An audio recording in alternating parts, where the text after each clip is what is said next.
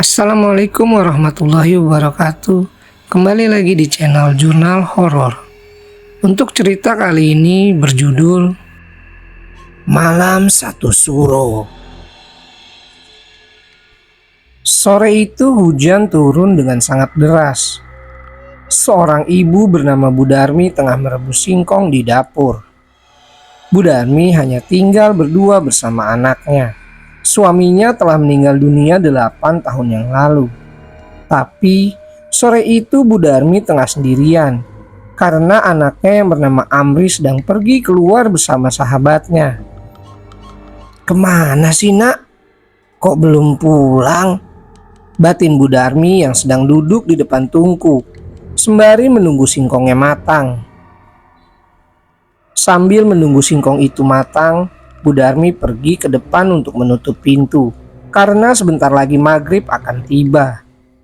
Tak sengaja, Bu Darmi melihat gorden pintu kamar Amri bergerak seperti ada yang baru saja masuk ke dalam.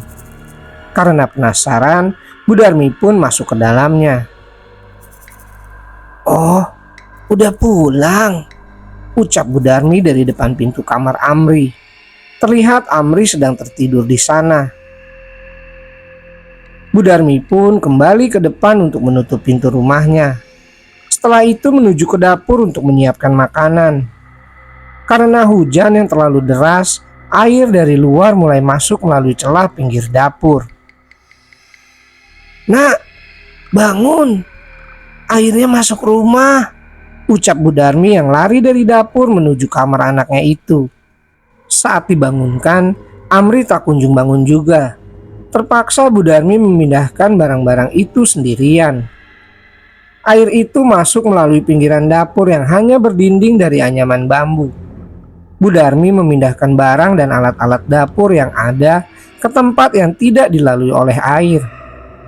Singkong yang tengah ia rebus di atas tungku pun terpaksa ia angkat, walau belum masak sempurna, karena air yang masuk mengenai tungku dan mematikan api tersebut. Maghrib hampir tiba. Setelah memindahkan peralatan dapur, Bu Darmi mulai menyiapkan makanan untuk dimakan bersama anaknya. Ia juga menyajikan singkong yang belum masak sempurna tadi. "Setengah mateng," ucap Bu Darmi membelah singkong itu dengan pisau. Setelah menyajikan makanan tadi, Bu Darmi kembali masuk ke dalam kamar Amri untuk membangunkan sekaligus mengajaknya makan malam. Nak, waktu maghrib kok tidur?" batin Bu Darmi berdiri di depan pintu kamar anaknya itu. Terdengar suara kendaraan berhenti di depan rumah Bu Darmi. "Assalamualaikum." "Waalaikumsalam," ucap Bu Darmi lalu membuka pintu. "Ridwan, ada apa nak? Kok ramai begini?" Ridwan adalah sahabat Amri. Selain itu juga ada Arga, Bagas, dan Dika bersamanya. "Amri masih tidur. Habis main tadi kok malah tidur. Ayo masuk, mau maghrib. Sekalian bangunkan Amri," ucap Bu Darmi lalu kembali masuk ke dalam rumahnya. "Maaf Bu, Amri di sana," ucap Ridwan menghentikan langkah Bu Darmi sambil menunjuk ke arah mobil pick up yang mereka tumpangi. "Apa nak? Amri, anaknya lo tidur di kamar."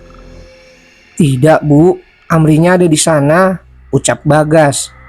Bu Darmi pun langsung mendekat dan melihat ke arah mobil pick up itu. "Ya Allah Le," ucap Bu Darmi melihat anaknya tergeletak di sana. "Ini ada apa? Kok bisa begini?" Tak ada jawaban dari mereka semua. Bu Darmi pun langsung menyuruh mereka untuk membawa Amri masuk ke dalam kamarnya. Bu Darmi membuka gorden pintu kamar Amri. Ia terkejut karena ternyata di dalam itu tidak ada siapa-siapa di sana. "Terus siapa itu tadi ya?" Ridwan bersama teman-temannya langsung membawa Amri masuk ke dalam kamar. Amri terlihat pucat dan tak sadarkan diri. "Bu, langsung pamit ya, sudah mau maghrib." "Maaf ya Bu," ucap Ridwan. Gak istirahat, makan dulu, sudah saya siapkan, balas Bu Darmi.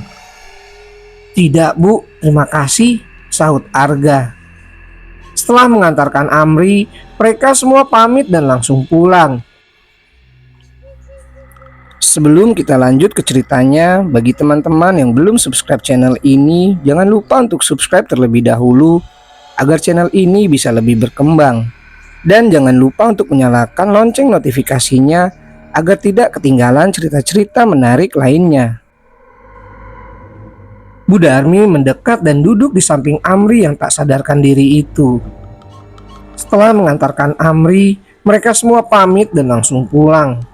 Bu Darmi mendekat dan duduk di samping Amri yang tak sadarkan diri itu. Nak, kenapa kok bisa begini? Tubuh Amri pucat dan sangat dingin. Bu Darmi pun mengganti pakaiannya lalu menutupnya dengan selimut. Setelah itu, Bu Darmi pergi untuk makan malam. Ia juga menyisihkan makanan yang kemudian diletakkan di atas meja kamar Amri, lalu pergi ke kamarnya untuk tidur.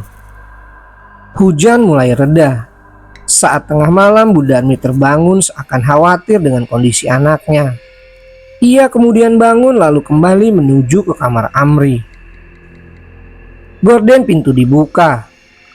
Bu Darmi melihat Amri sedang makan dengan posisi duduk membelakanginya. Alhamdulillah, sudah bangun. Makan yang kenyang ya nak, ucap Bu Darmi yang hanya berdiri di depan pintu kamar. Kurang, sahut Amri. Bentar, ibu ambilkan lagi, ucap Bu Darmi lalu menuju ke dapur untuk mengambil makanan lagi. Saat tengah di dapur, suasana berubah menjadi suram.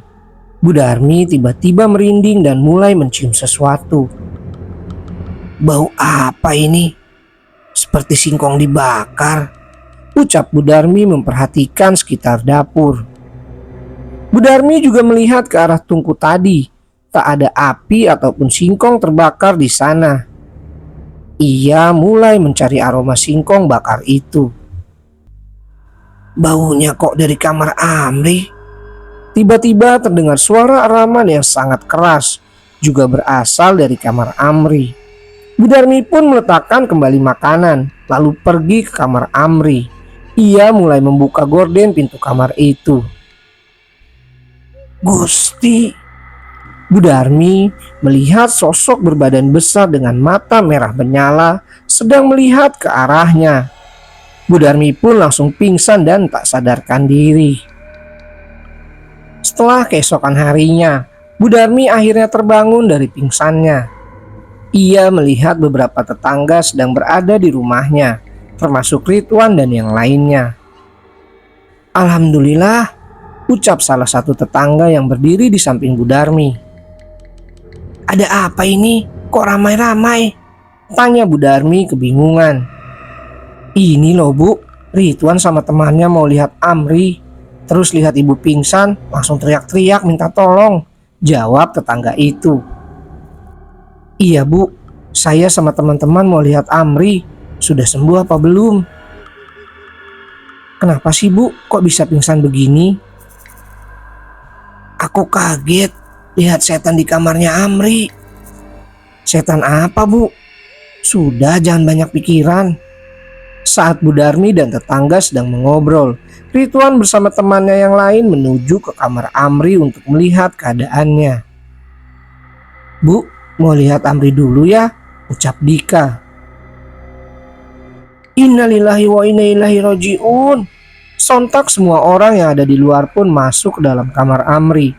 Mereka melihat Amri telah terbujur kaku dan sangat pucat. Bu Darmi pun langsung lemas dan kembali pingsan. Innalillahi wa inna ilaihi rajiun. Telah berpulang ke rahmatullah, saudara Amri Bahrudin meninggal dunia pada hari Rabu 23 Juli 2022 pukul 8 waktu Indonesia Barat di rumahnya pada usia 19 tahun.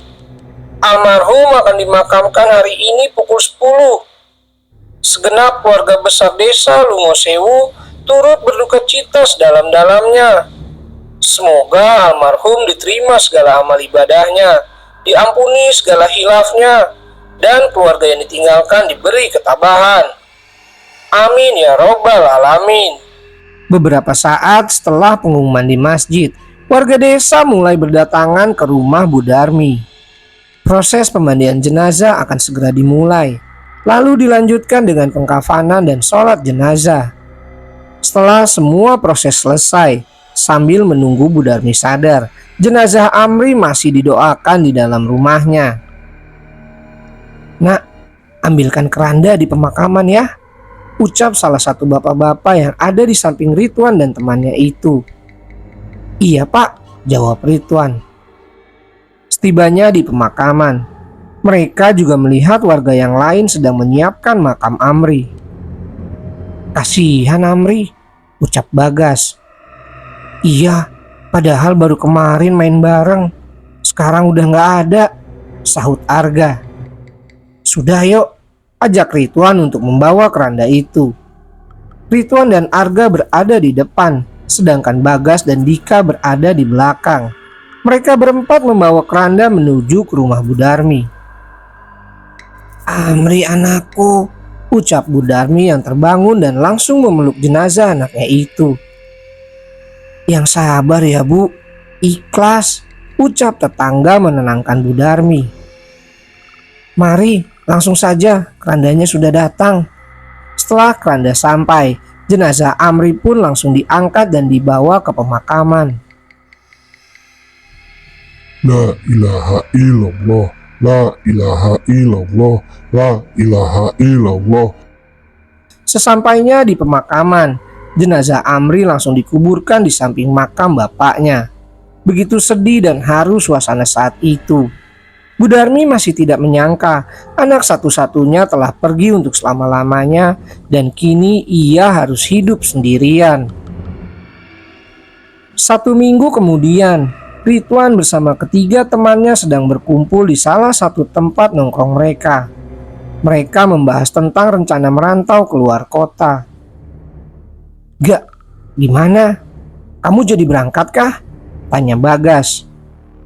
"Oh, jelas. Aku juga mau berangkat ini. Sudah waktunya cari uang yang banyak." "Kamu gimana, Wan?" "Aku di rumah dulu, nemani ibuku." Ridwan adalah anak yatim. Bapaknya adalah seorang kiai yang telah meninggal 2 tahun lalu. Dan sekarang ia hanya tinggal berdua bersama ibunya. Saat mereka tengah mengobrol, tiba-tiba Bu Darmi lewat dan menghampiri mereka. "Assalamualaikum," ucap Bu Darmi. "Waalaikumsalam warahmatullahi wabarakatuh. Ada apa Bu?" tanya Ridwan. "Begini, Ibu mau tanya sama kalian semua. Mau? Kalau iya, ayo ke rumah Ibu sekarang." "Iya Bu," balas Arga. "Ada apa ya?" tanya Dika berbisik kepada Bagas. "Sudah, nurut saja," balas Bagas.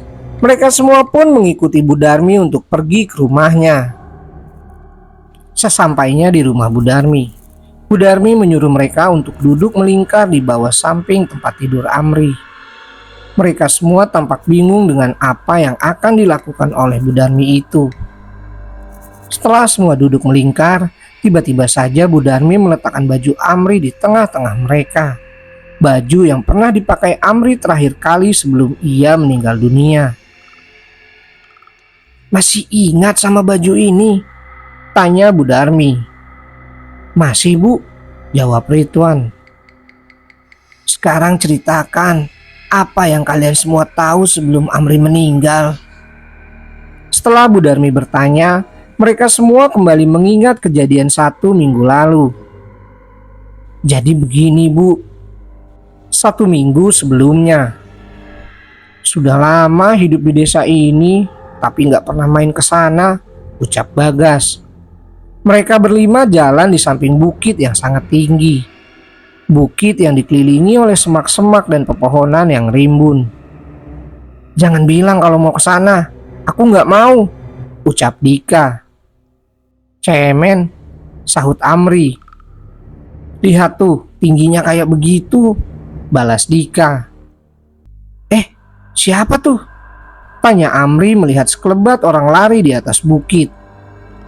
Iya, aku juga lihat, tegas Arga. Berarti ada orang di sana. Ayo ke sana, ajak Amri. Yakin nih, aku nggak mau ikut-ikutan kalau ada apa-apa ya, ucap Dika. Udah ayo, mumpung belum terlalu sore ini, balas Amri. Mereka semua mencoba untuk menaiki bukit itu, untuk memastikan apa yang baru saja mereka lihat tadi, dan melihat ada apa saja di atas bukit itu. Wah, bagus sekali ya pemandangannya, kata Ridwan sambil melihat keindahan dari atas bukit.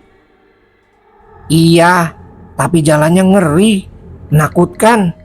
Hati-hati ya, balas Arga. Udah, ayo pulang. Gak ada apa-apa nih, celetuk Dika. Gak ada apa-apa gimana? Buka matamu, pemandangannya loh bagus, ucap Amri. Saat mereka sedang melihat pemandangan dari atas, Amri melihat sebuah batu besar di samping pohon kembar. Pohon yang tampak kering dan berlumut. Tanpa berpikir lama, Amri menghampiri batu itu dan mulai naik di atasnya. Bagus banget pemandangannya dari sini, ucap Amri. Jangan ngawur kamu, Ri. Hati-hati kamu. Sampingmu jurang itu, kata Ridwan. Sini, ajak Amri. Saat mereka hendak menghampiri Amri, tiba-tiba saja Amri terpleset dari atas batu itu.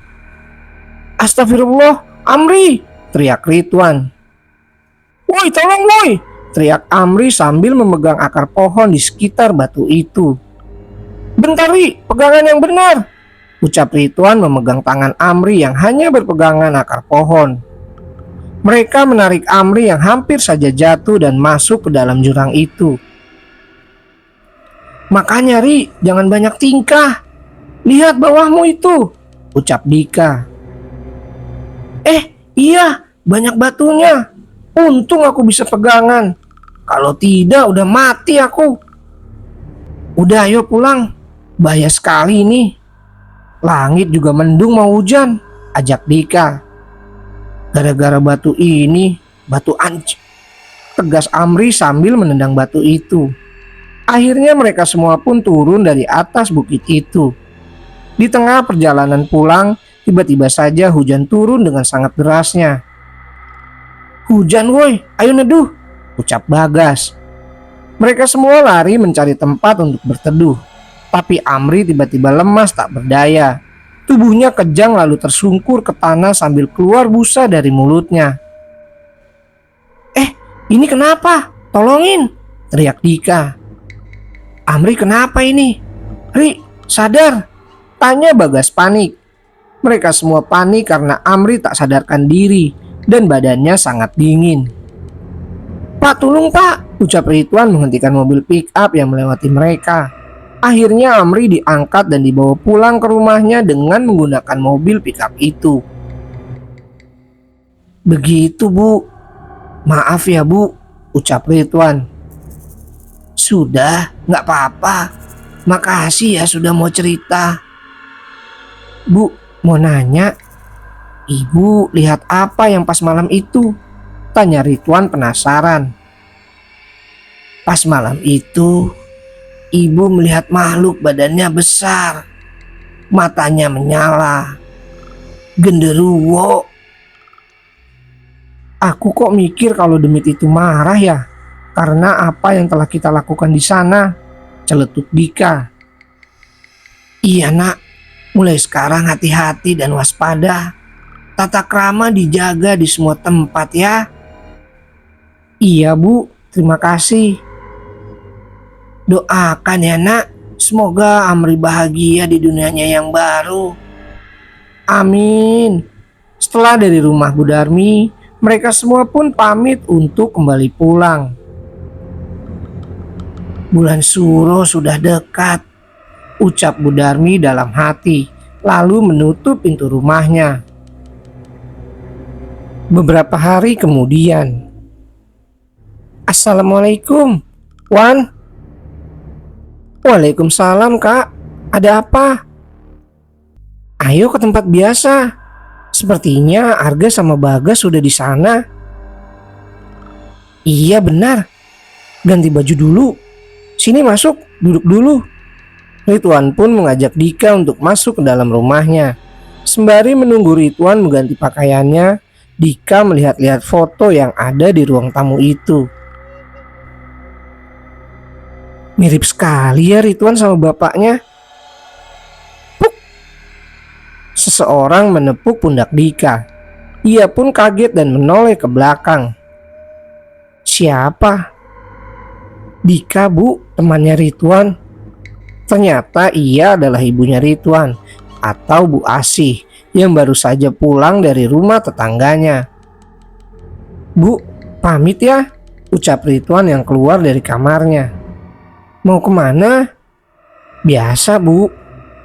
Oh iya, jangan senja-senja pulangnya. Assalamualaikum. Waalaikumsalam. Mereka pun pergi dan datang ke tempat biasa berkumpul. Di sana juga ada Arga dan Bagas yang sudah menunggu. Wan, sapa Bagas. Setelah mereka berempat kumpul, Bagas langsung memberitahu mereka semua kalau ia mendapat amanah dari Pak Samuji. Pak Samuji adalah hansip yang selalu menjaga keamanan desa Lungosewu. Karena ada kepentingan, ia menyuruh Bagas menggantikannya untuk ronda 2 hari ke depan. Gimana? Masa iya aku sendirian? Kamu semua ikut ya? Halah, bilang aja takut. Ledek Arga. Kapan? Tanya Ridwan. Lupa aku tadi nggak nanya. Nanti malam tak tanyakan. Oh alah. Gimana? Mau ya? Insya Allah. Ya sudah, gitu aja. Aku balik dulu ke sawah. Gini aja, tanya Ridwan. Iya, mau gimana lagi? Ucap Bagas sambil ketawa kecil. Ya sudah, nanti habis Isya kumpul lagi. Sekalian tanya Pak Samuji. Sia-sia aku kesini, ucap Dika. Bagas asu, kesal Arga. Mereka semua pun kembali pulang dan akan kembali lagi malam nanti. Bu, pamit. Kemana lagi? Biasa. Dika itu siapa? Kok ibu gak pernah lihat? Oh, Dika teman baru. Pantas gak pernah lihat. Ya sudah, hati-hati. Assalamualaikum. Waalaikumsalam. Ridwan pun langsung pergi dan kembali ke tempat biasa ia berkumpul bersama teman-temannya itu. Di sana ia sudah melihat ketiga temannya yang tengah asik mengobrol sambil menunggu kedatangannya. Nah, ini datang, ucap Arga. Lama banget sih kamu, aku kira nggak ikut, kata Bagas. Habis sholat sama ngaji, kan sekarang malam Jumat, balas Ridwan. Iya kah? Kok aku lupa? Halah, Pret. Lupa apa emang gak tahu? Ledek Arga. Sudah, ayo cepat berangkat, keburu kemalaman, ajak Dika. Mereka semua berangkat untuk menuju ke rumah Pak Samuji. Perjalanan mereka diiringi oleh hembusan angin malam dan suara jangkrik yang saling bersahutan. Dingin, gak seperti biasanya, ucap Dika sambil menggosok-gosokkan kedua telapak tangannya. Langkah mereka terhenti karena melihat jalanan depan sangat gelap, tak ada cahaya sama sekali. Lampu jalannya konslet apa gimana? Tanya Bagas terheran-heran. Tak mau ambil pusing karena takut kemalaman, mereka terus berjalan melewati jalanan gelap itu.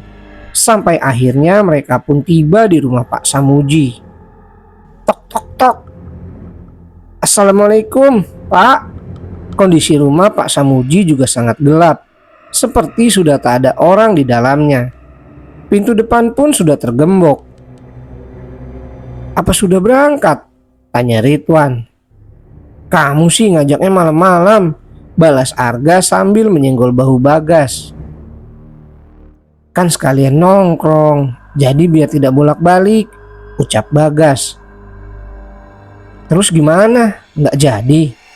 Tanya Ridwan balik.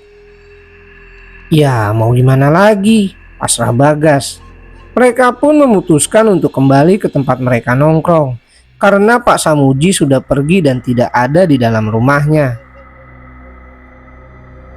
Bagas, panggil Pak Samuji yang muncul dari samping rumahnya. Ya Allah Pak, kaget, celetuk Ridwan. Dari mana Pak? Mau tanya masalah ronda, ucap Bagas. Oh, Bapak habis gembok pintu belakang. Gimana? Mau? Kalau iya, Bapak kasih tahu tempat yang cocok buat ronda. Iya Pak. Ini 4 orang ya? Kan rame. Jadi rondanya di perbatasan selatan ya. Ada yang mau ditanyakan lagi? Tidak Pak, balas Bagas. Ya sudah, Bapak mau langsung berangkat ya? Maaf. Iya Pak, terima kasih. Pak Samuji begitu tergesa-gesa dan langsung meninggalkan mereka semua. Buru-buru amat, ucap Arga dalam hati. Ya sudah gitu aja. Ayo pulang, ajak Bagas. Pulang? Enggak jadi nongkrong ini, tanya Arga. Enggak, libur dulu, tegas Bagas. Ya elah, buang-buang waktu aja. Kamu sendiri kan bisa gas kalau cuma kayak gini, kesal Dika. Bagas hanya tersenyum tipis. Mereka pun kembali ke rumahnya masing-masing. Mereka berpencar karena arah jalan pulang yang berbeda-beda.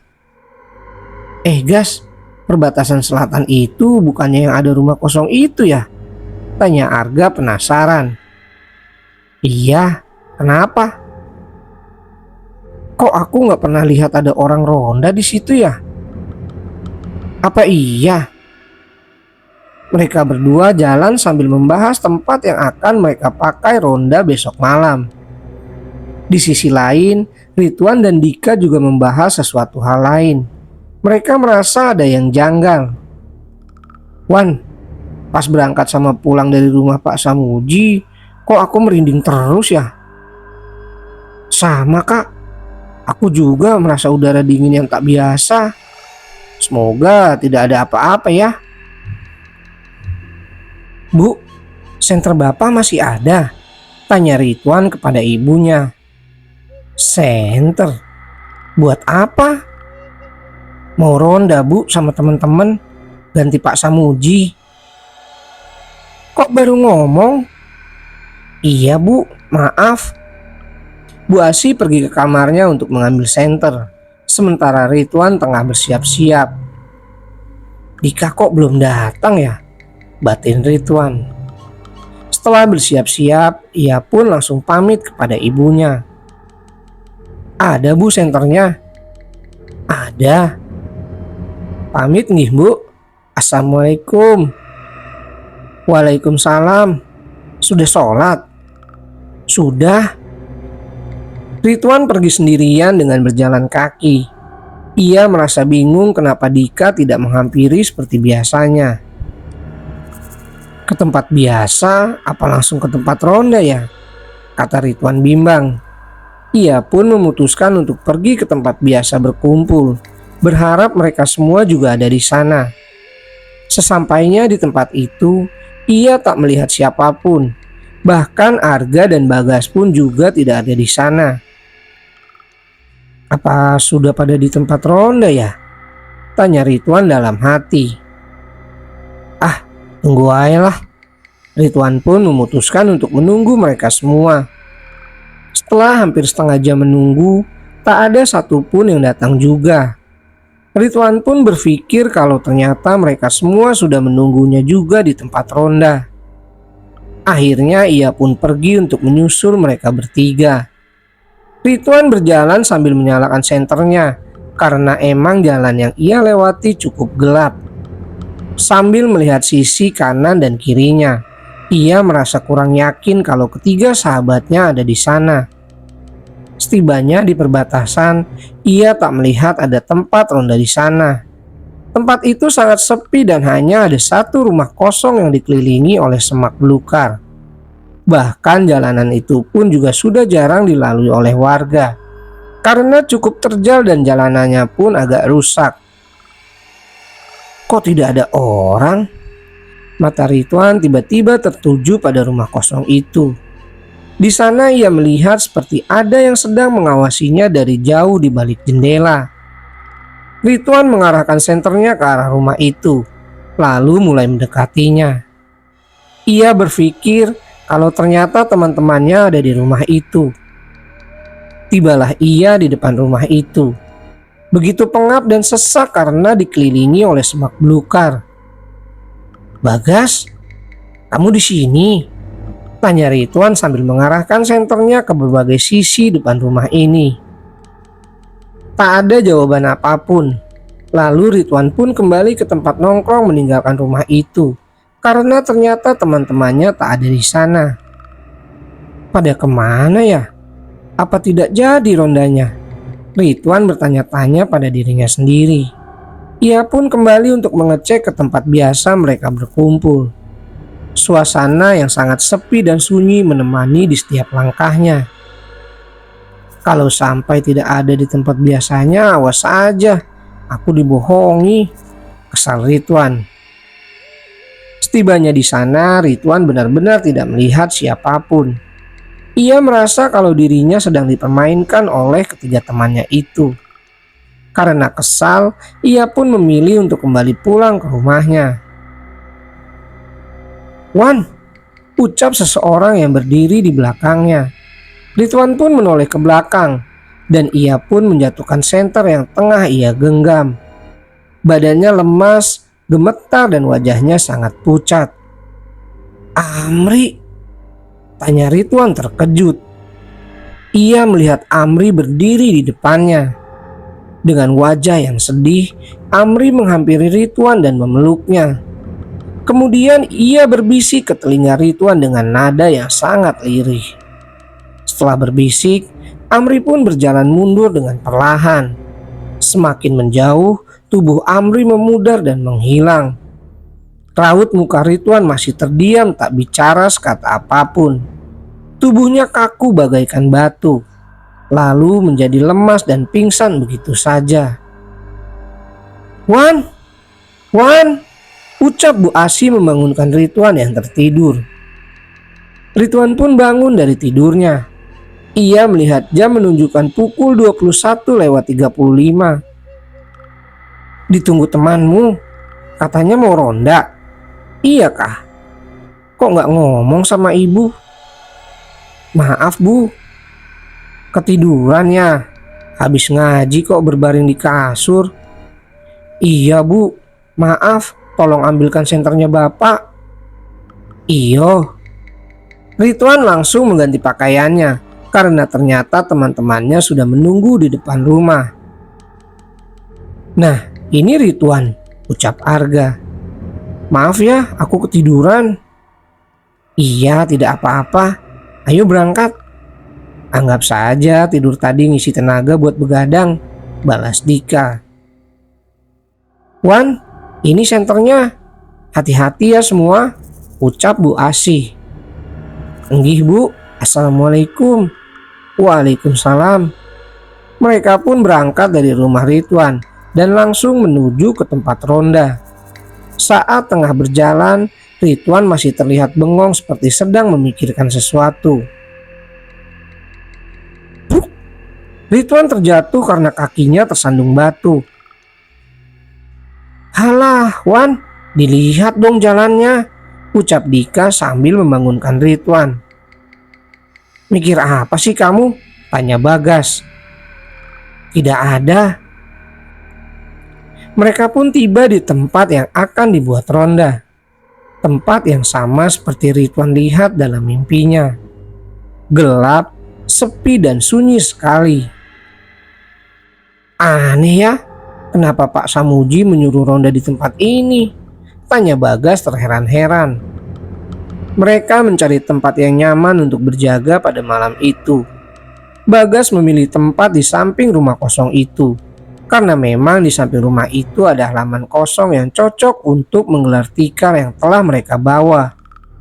Sambil melihat sekeliling, mereka semua hanya melihat pepohonan dan semak-semak yang ada. Tak ada lampu jalan di sana. "Ini sih bukan ronda, tapi uji nyali," ucap Arga. Waktu menunjukkan pukul 23:40. Mereka semua masih berkumpul di tempat gelaran tikar tadi. "Ini nggak ada yang keliling apa gimana? Masa diam aja dari tadi?" tanya Dika.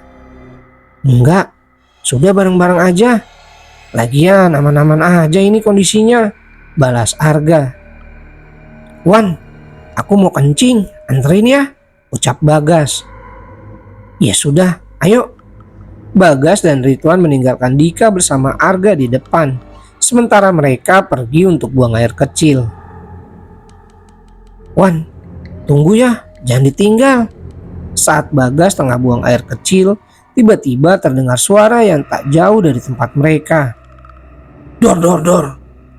Suaranya berasal dari belakang rumah, dan gedoran itu semakin keras hingga membuat Bagas lari dan kembali menemui Ridwan. "Wan, kamu dengar nggak, Wan?" tanya Bagas ketakutan. "Iya, keras sekali. Apa ada orang ya di rumah ini?" Kemudian mereka berdua memberanikan diri untuk mengecek di mana suara itu berasal. "Suaranya dari sini, tapi kok tidak ada apa-apa ya?" "Sudah, ayo balik." Bagas menarik Ridwan untuk kembali ke depan menemui yang lainnya.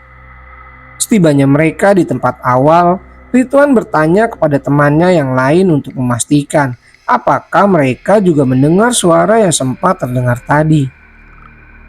"Kak, kamu dengar suara gedor-gedor tadi?" tanya Ridwan memastikan kejadian tadi. "Iya dengar, kenapa?" "Ada setan sepertinya," sahut Bagas. "Jangan bercanda. Aku kira tadi kamu Gas yang gedor-gedor karena takut ditinggal kabur si Ridwan," ledek Arga. "Tidak. Sudah, jangan bahas itu. Bahas lainnya saja."